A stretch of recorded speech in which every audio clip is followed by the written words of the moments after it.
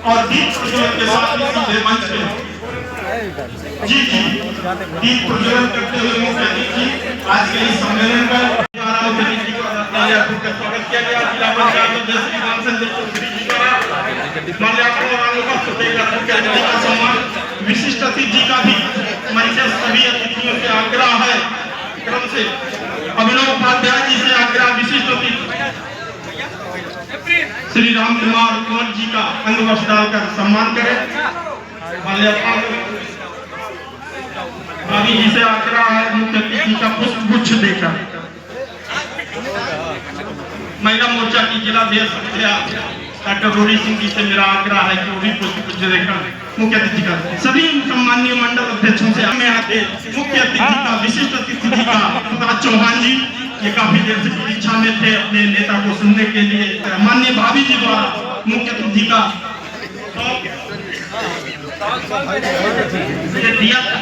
अभिनव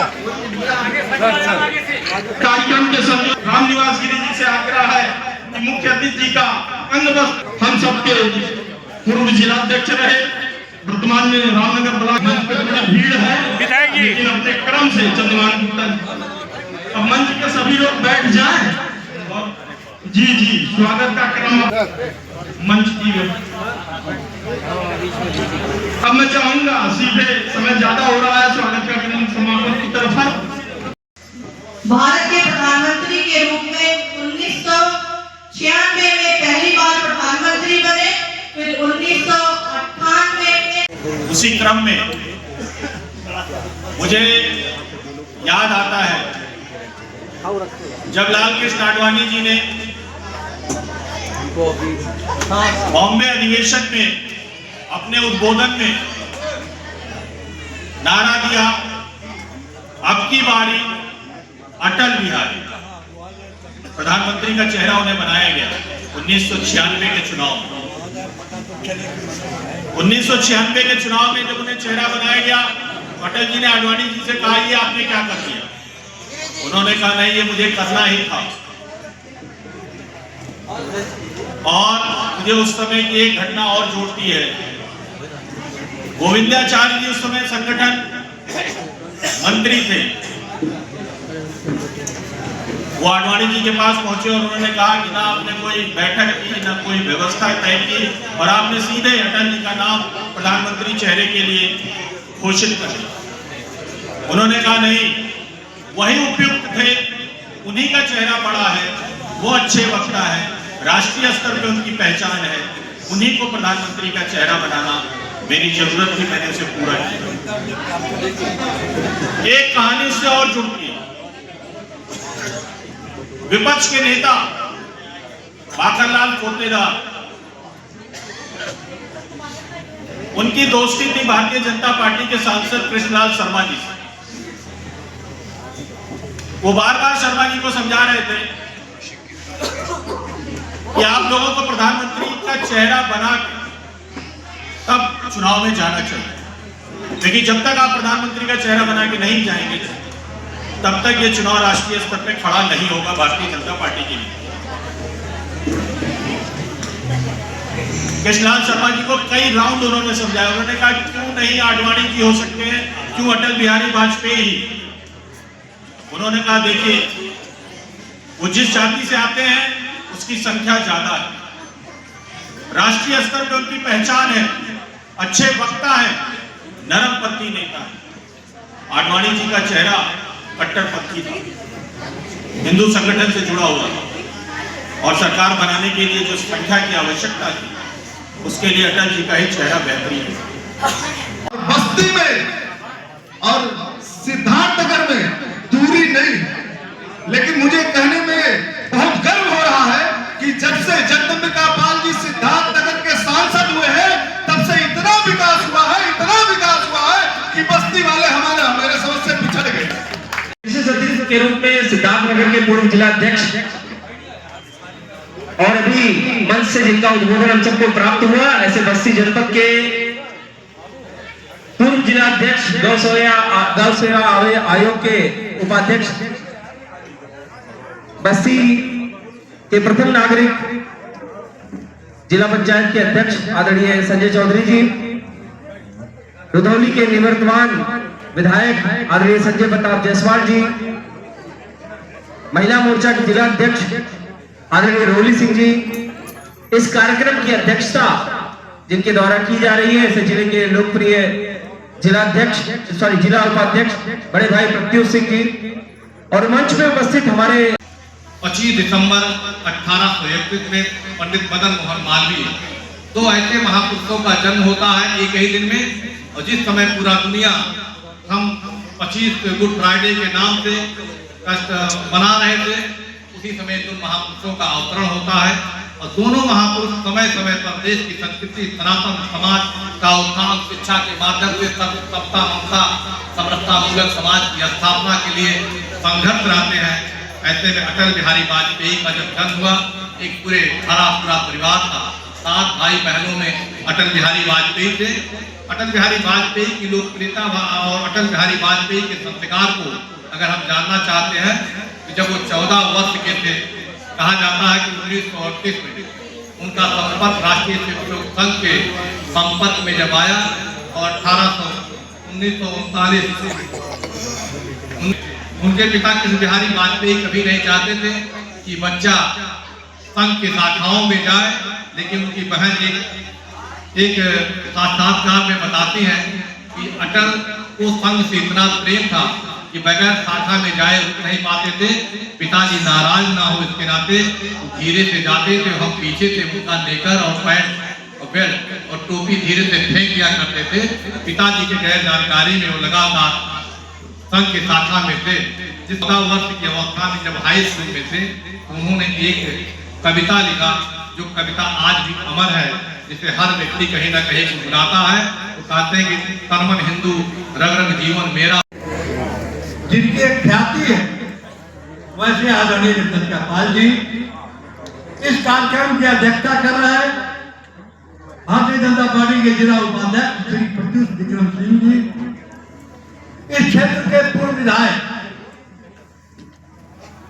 इनका स्नेह है आप सभी को मिलता रहा है और आपका भी स्नेह इनको मिलता रहा। आपकी इतनी बड़ी संख्या में उपस्थिति रही है, मैं इसके लिए आप सबका बहुत बहुत अभिनंदन करता हूं।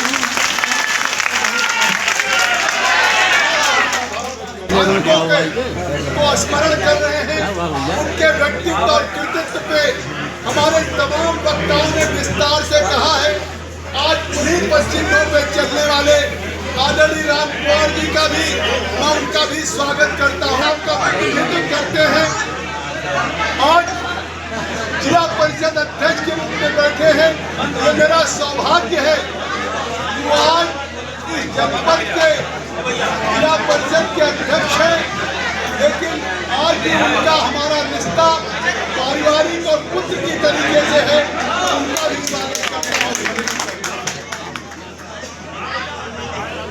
हमारे बीच में पूर्व विधायक श्री संजय जायसवाल जी, जो आपने जिन्हें भरोसा दिया, 2 बार विश्वास दिया और आपका नेतृत्व किया, विधानसभा में आपकी आवाज को उठाते थे। इनका देहरादून में हमने प्राइमरी सेक्शन में दाखिला कराने का काम किया। इनके पिता हमारे बड़े भाई, सगे भाई जैसे थे, तो मुझे यहाँ नहीं लगता है कि मैं यहाँ पे कोई मुख्य अतिथि के रूप में आया हूँ, केवल एक परिवार के मुखिया के रूप में आपके बीच में। कहा कन्याकुमारी से कश्मीर तक कोई गांव अगर पक्की सड़क से नहीं जुड़ा है तो वो पक्की सड़क से प्रधानमंत्री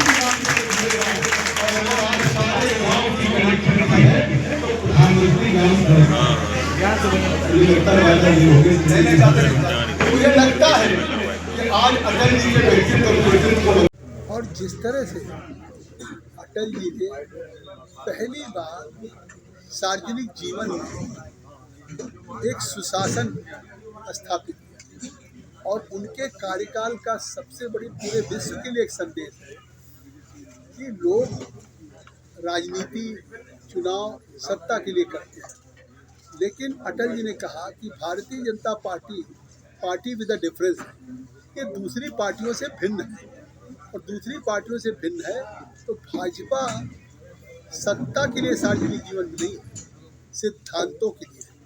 और जैसा अभी कहा हमारे रामपुर जी ने कि अगर वो चाहते तो सत्ता में बने रहे, लेकिन एक ओर से उनकी इसलिए कि उन्होंने सिद्धांतों से समझौता नहीं किया। और तब 2 सीट पे बात हुई। उसके बाद उन्होंने कहा था कि आज हम यहाँ से त्यागपत्र दे के जा रहे हैं, हम फिर वापस आएंगे। और आज वापस नहीं आए। देश की जनता ने महसूस किया कन्याकुमारी से कि आज भारतीय जनता पार्टी की तीसरी बार सरकार है। और आज प्रधानमंत्री नरेंद्र मोदी जी उसी अटल बिहारी वाजपेयी जी के सिद्धांतों पर, श्यामा प्रसाद मुखर्जी जी के सिद्धांतों पर, दीनदयाल उपाध्याय जी के सिद्धांतों पर चल करके आप देखें कि आखिर जितने कार्यक्रम लागू हुए तो उसी अंत्योदय की भावना को तो वास्तविकता के धरातल पर उतारने का काम है। अगर 5 किलो अनाज कोविड में उस समय दिया गया जब लोग घरों में लॉकडाउन हो गया था, लोग घरों से निकल नहीं सकते थे, दिहाड़ी मजदूर जा नहीं सकते, फिर भी 80 करोड़ लोगों को 5 किलो प्रति व्यक्ति अनाज मिल रहा है। 80,000 करोड़ सरकार दे रही। विश्व में इतनी बड़ी खाद्यान्न सुरक्षा किसी सरकार की नहीं है। कि दुनिया के लोग, ये सरकारें इस बात से है कि इस तरीके से खाद्यान्न की गारंटी लोगों को, उस खाद्यान्न की गारंटी इसलिए है कि जिस तरह से प्रधानमंत्री जी ने जब किसानों के लिए स्वामीनाथन की रिपोर्ट लागू की, किसानों की उत्पादन को बढ़ाने के लिए मिनिमम सपोर्ट प्राइस के लिए, आज इतना हमारे पास खाद्यान्न का भंडार है कि आज हम लगातार उस खाद्यान्न को दे रहे हैं। आज लगातार बुनियादी सुविधाएं, लोगों के पास आवास नहीं था, 3 करोड़ आवास दिया। बस्ती जनपद पे आपका आगमन हुआ है, बस्ती जनपद वासियों को क्या संदेश है? ये बस्ती मेरा घर है और इस सल्टुआ में जहाँ बैठा हूँ, आज मैं सांसद के रूप में हूँ, मैं यहाँ एक कार्यकर्ता के रूप में सैकड़ों बार आया। तो स्वाभाविक यहाँ आकर के जो मुझे अनुभूत हो रही है कि मुझे जो कुछ जीवन में सीखने का मौका मिला है, संसदीय जीवन का मौका मिला है। सबसे पहली हमारी ज़िंदगी की राजनीतिक शुरुआत चुनाव लड़ने की इस धरती से हुई। तो इस धरती की मिट्टी को मिट्टी नहीं मानता और चंदन मानता हूँ। मनरेगा पे सर आप लोगों में भ्रांतियां हैं, इस पे आप क्या कहना चाहते हैं? भ्रांतियाँ फैलाई जा रही हैं। जब इतनी विस्तार से चर्चा हुआ और एक एक चर्चा का जवाब दे रहे थे गृह मंत्री जी, तो सदन छोड़ करके राहुल गांधी चले गए। तो आप स्वाभाविक है कि जिस तरीके से आज मनरेगा पे गुमराह कर रहे, ये नरेगा उनके सरकार में लाया गया था। 100 दिन की गारंटी की बात थी, लेकिन 100 दिन भी नहीं मिलता था और किसी को 50 दिन, किसी को 30 दिन, 75 दिन। आज ये जो किया है इसमें 125 दिन की गारंटी है। और अगर किसी ने जॉब मांगा अपने गांव में, उसको काम नहीं मिला तो 15 दिन के बाद, ये नहीं कि गांव से उसको मिलेगा, राज्य की तरफ से उनको बेरोजगारी भत्ता मिलेगा। और भत्ता भी कितना मिलेगा निर्धारित होगा, 30 दिन के लिए कितना मिलेगा, तो 30 दिन का 1/4, फिर आधे से ज़्यादा मिलेगा। और ये भी तय होगा कि आज ये लोगों को जो मजदूरों का भाव हो रहा है, खेती के समय, सिंचाई के समय, कटाई के समय, बुआई के समय, उस समय वो मनरेगा के बजाय जो आज नया जी राम जी का बना है कानून, उस समय वो लोग किसान के साथ काम करेंगे। तो उसके बाद भी 125 दिन है। इससे साफ है कि 200 दिन से ज़्यादा गांव में लोगों को काम मिलेगा। मुझे लगता है कि जिस तरह से ये इसके पहले भी चीज़ों पे, SIR चीज़ों पे, जैसे SIR पे गुमराह कर रहे हैं, लेकिन बिहार के परिणाम ने साबित कर दिया है कि आज हम जो कर रहे हैं, इस देश का किसी जात बिरादरी का 18 साल का व्यक्ति वोटर रहेगा, लेकिन रोहिंग्या हो, बांग्लादेशी हो, विदेशी हो, नहीं रहे। इस तरह से उनके पास कोई मुद्दा नहीं, चाहे कांग्रेस हो, तृणमूल कांग्रेस हो, या समाजवादी पार्टी हो, या बसपा हो। तो आज क्या है, PDA की बात करते हैं। आखिर PDA किस तरह से प्रदेश का अध्यक्ष है? आज उनके यहाँ कांग्रेस में, समाजवादी में कोई फैसला होगा तो परिवार का ही नेता रहेगा, परिवार ही अध्यक्ष बनेगा। और हमारे यहाँ सही मायने में PDA है कि आज पंकज चौधरी को प्रदेश का अध्यक्ष बनाया। आज नरेंद्र मोदी जी प्रधानमंत्री जो एक कार्यकर्ता से